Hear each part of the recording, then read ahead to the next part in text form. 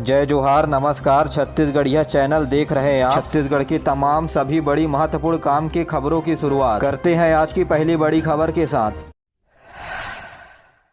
प्रधानमंत्री नरेंद्र मोदी परिवर्तन यात्रा के समापन पर बिलासपुर में आयोजित कार्यक्रम में कांग्रेस सरकार के ऊपर आरोप लगाते हुए कहा कि छत्तीसगढ़ कांग्रेस सरकार आज आतंक, कुशासन और भ्रष्टाचार से बनी हुई है। इससे छत्तीसगढ़ वासी पूरी तरह से प्रताड़ित हो रहे हैं। श्री मोदी ने रोजगार के नाम पर कहा कि घोटाले ही घोटाले हो रहे हैं। वहीं प्रदेश के युवाओं से कहा है कि यदि हमारी सरकार आई तो पीएससी घोटाले को निष्पक्ष रूप से कठिन रूप से जाँच कर दोषियों को सजा दी जाएगी। उन्होंने कहा कि पीएससी घोटाला युवाओं के साथ बहुत बड़ा धोखा है। उन्होंने कहा कि भाजपा सरकार केंद्र में रहे या राज्य में, वे हमेशा छत्तीसगढ़ के विकास के लिए समर्पित रही है। उन्होंने कहा कि पिछले 5 वर्षों में छत्तीसगढ़ के लिए केंद्र सरकार ने बिजली, पानी और सड़क के विकास के लिए हजारों करोड़ रुपए दिए, लेकिन राज्य के कांग्रेस सरकार के चलते केंद्र सरकार का पैसा गरीबों तक नहीं पहुँच पाया। प्रदेश में धान के विषय पर श्री मोदी ने कहा कि केंद्र सरकार किसानों से धान का एक एक दाना खरीदती है और धान खरीदी के पैसे केंद्र सरकार ही देती है। उन्होंने कहा कि भाजपा सरकार धान और गेहूं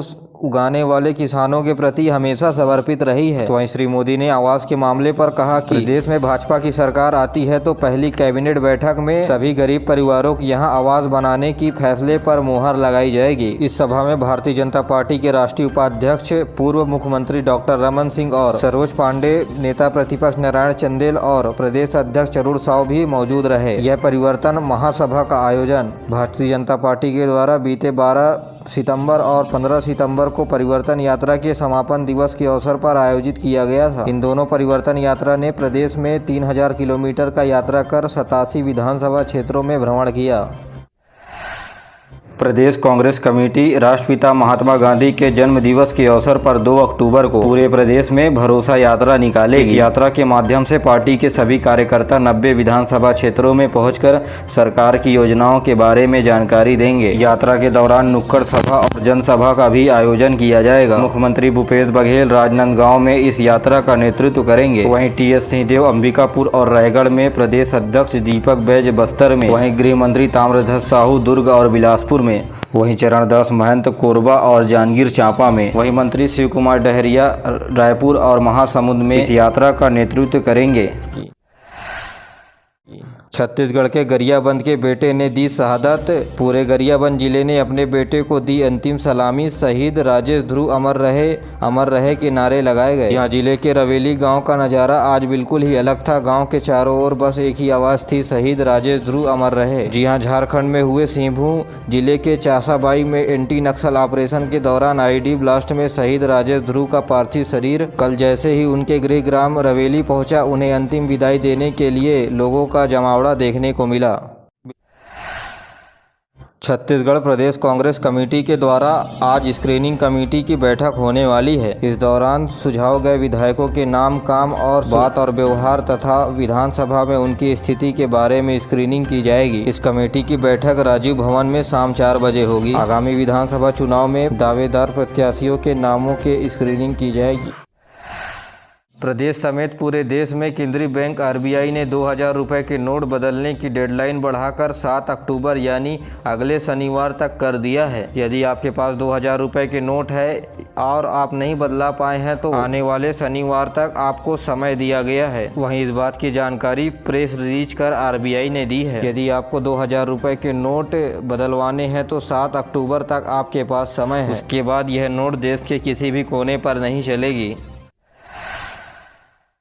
अंतर्राष्ट्रीय वृद्धजन दिवस के अवसर पर 1 अक्टूबर को प्रदेश के सभी जिलों के अलावा राजधानी रायपुर में बुजुर्गों की सुरक्षा, संरक्षण और सम्मान के प्रति जागरूकता लाने के लिए कई कार्यक्रम आयोजित किए जाएंगे। इस संबंध में समाज कल्याण विभाग के द्वारा सभी कलेक्टरों को निर्देश जारी किया गया है। निर्देश के अनुसार वरिष्ठ नागरिकों का सम्मान समारोह, कार्यशाला, जागरूकता शिविर, खेल कूद तथा सांस्कृतिक कार्यक्रम का आयोजन किया जाना चाहिए।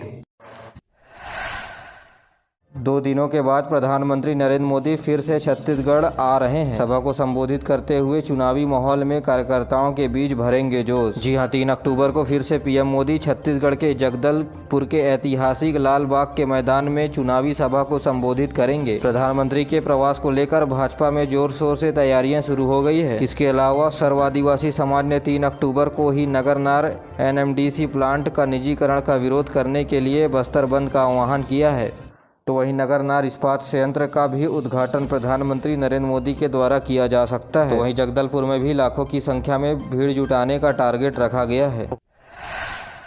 मुख्यमंत्री भूपेश बघेल ने अपने निवास स्थित कार्यालय से प्रदेश भर के 1 लाख से अधिक शिक्षित युवा बेरोजगारों को 35 करोड़ 48 लाख रुपए से अधिक की राशि उनके बैंक खातों में बेरोजगारी भत्ते के रूप में ट्रांसफर किया। मुख्यमंत्री अब तक 6 किस्तों के माध्यम से 241 करोड़ रुपए युवाओं के खाते में डाल चुके हैं। वहीं बस्तर और सरगुजा संभाग में शिक्षक और व्याख्याता के पद पर चयनित 2161 अभ्यर्थियों को नियुक्ति पत्र प्रदान किए हैं। IIT कॉलेज में पढ़ाने वाले 109 प्रशिक्षण अधिकारियों और छात्रावास अधीक्षक के पद के लिए 6 अभ्यर्थियों को वर्चुअली रूप से नियुक्ति पत्र प्रदान किए हैं। 4 अक्टूबर को जॉब फेयर का आयोजन BPU में 300 पदों पर होगी भर्ती। जिला रोजगार स्वरोजगार केंद्र मार्गदर्शन रायपुर के द्वारा शिक्षित बेरोजगार युवाओं के लिए रोजगार का अवसर उपलब्ध कराने के उद्देश्य से 4 अक्टूबर को छत्तीसगढ़ कॉलेज के रन बाजार में सुबह 11 बजे से 3 बजे तक जॉब फेयर का आयोजन किया जा रहा है। प्राइवेट नौकरी को पाने के लिए क्वालिफिकेशन 12वीं पास होना है जरूरी है। प्राइवेट सेक्टर में 300 पदों पर भर्ती ली जाएगी तथा प्रति माह 13,000 रुपये का वेतन दिया जाएगा। अलावा छत्तीसगढ़ शासन की बेरोजगारी भत्ता योजना से हितग्राहियों को रोजगार प्रदान करने वाले को विशेष रूप से प्राथमिकता दी जाएगी। योग्य और इच्छुक आवेदक निर्धारित तिथि स्थल पर अपने बायोडाटा, आधार कार्ड, शैक्षणिक तकनीकी योग्यता के प्रमाण पत्र, छाया प्रति के साथ उपस्थित हो सकते हैं। मुख्यमंत्री भूपेश बघेल ने कहा है कि रायगढ़ जिले के एक निजी बैंक में हुए डकैती के बाद फरार हुए आरोपियों को 24 घंटे के अंदर रायगढ़ और बलरामपुर पुलिस के द्वारा खोज निकालने पर दोनों जिलों के पुलिस को विशेष प्रोत्साहन और सम्मान दिया जाएगा। पुलिस का मनोबल बढ़ाने और उत्कृष्ट कामों के लिए उन्हें सम्मान मिलना चाहिए। इससे पहले पुलिस महानिदेशक अशोक जुनेजा ने इस केस पर सराहनीय काम करने वाले पुलिस कर्मियों को आउट ऑफ टर्म प्रमोशन, नगद पुरस्कार, इंक्रीमेंट जैसे पुरस्कारों से सम्मानित करने के लिए कहा है। मौसम विभाग ने अगले 24 घंटे के दौरान प्रदेश के बिलासपुर, रायगढ़, कोरबा, सरगुजा, कोरिया, बलरामपुर और महासमुंद से लगे हुए जिले एवं इन जिलों में भी मौसम विभाग ने भारी बारिश की चेतावनी दी है। बाकी के बचे हुए जिलों में हल्की से मध्यम बारिश के साथ गरज चमक के भी आकाशीय बिजली गिरने की संभावनाएं मौसम विभाग के द्वारा बताई गई है। प्रदेश में 1 जून से औसतन 41.34 इंच ही बारिश हुई है। तो वहीं 16 जिले में औसत बारिश हुई है। 6 जिलों का औसत भी कम है। देश में वर्तमान सरकार के द्वारा भरोसे का सम्मेलन 4 अक्टूबर को रायगढ़ के कोड़ा तराई में आयोजित किया जा रहा है। इससे पहले प्रधानमंत्री 14 सितंबर को रायगढ़ के कोड़ा तराई में महासभा का आयोजन किया था, जिसके बाद अब कोड़ा तराई में कांग्रेस पार्टी के राज्यसभा में नेता प्रतिपक्ष मल्लिकार्जुन खड़गे व मुख्यमंत्री भूपेश बघेल आम सभा को करेंगे संबोधित। रायगढ़ कलेक्टर तारण प्रकाश सिन्हा ने तैयारियों को लेकर अधिकारियों की बैठक ली। इस बैठक में helipad, parking, traffic route plan, law and order को लेकर विस्तार से चर्चा की गई तथा कलेक्टर के द्वारा महत्वपूर्ण निर्णय भी सभी अधिकारियों के समक्ष लिया गया। प्रदेश से आग्रह है कि वीडियो पसंद आए तो वीडियो को लाइक करें, चैनल को सब्सक्राइब करें, बेल नोटिफिकेशन को दबाकर ऑल पर क्लिक कर लें। आइए चलते हैं बचे हुए बिलासपुर में प्रधानमंत्री नरेंद्र मोदी के PSC घोटाले के भाषण के बाद मुख्यमंत्री भूपेश बघेल ने कहा है कि छत्तीसगढ़ लोक सेवा आयोग के लिए मिलने वाली हर शिकायतों पर गंभीरतापूर्वक जांच की जाएगी। यदि कोई गड़बड़ी मिली तो दोषियों के खिलाफ भी कड़ी कार्रवाई की जाएगी। उन्होंने युवाओं से अपील की है कि युवा किसी भी तरह के बहकावे में न आए, अपनी मेहनत और कड़ी लगन के साथ तैयारी करते रहें। श्री बघेल ने कहा कि PSC के परिणाम निकले हुए 1 महीने हो चुके हैं, लेकिन किसी भी अभ्यर्थी की ओर से अभी तक किसी भी प्रकार का शिकायत नहीं आया है। गौरतलब है कि राज्य लोक सेवा आयोग को 95 प्रकार के शिकायतें मिली हैं। इसमें से 76 प्रकरणों पर निराकरण किया जा चुका है। बचे हुए 19 प्रकरणों की जांच चल रही है।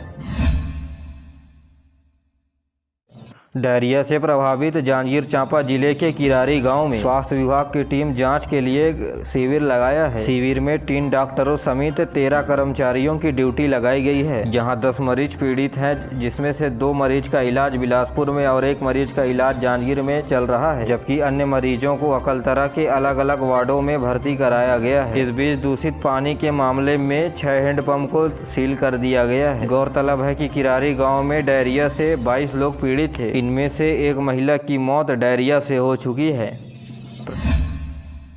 छत्तीसगढ़ में महिलाओं को सशक्त बनाने के लिए प्रदेश के महिला कोष में संशोधन किया गया है। इसके तहत महिला स्व सहायता समूह को अब 6 लाख रुपए तक का अधिकतम लोन दिया जाएगा। महिला हितग्राहियों की पात्रता को बढ़ाने के लिए इस योजना को शिथिल भी किया गया है। नियम के अनुसार अब परिवार के जगह महिलाओं के वार्षिक आय के अनुसार राज्य सरकार के द्वारा 6 लाख रुपए तक का लोन दिया जाएगा। पहले महिला स्व सहायता समूहों को इस योजना के तहत 4 लाख रुपए का लोन दिया जाता था, जिसे बढ़ाकर 6 लाख रुपए करने का आदेश सामान्य प्रशासन विभाग के द्वारा जारी कर दिया गया है। गौरतलब है कि बीते 2 मई को राजधानी रायपुर के साइंस कॉलेज मैदान में आंगनबाड़ी कार्यकर्ताओं, सहायिकाओं, मितानिनों के द्वारा आभार सम्मेलन का आयोजन किया गया था और इसी अवसर पर मुख्यमंत्री के द्वारा लोन की राशि 4 लाख से बढ़ाकर 6 लाख रुपए करने की घोषणा की गई थी, जिसे अब अमल में लाने का आदेश जारी कर दिया।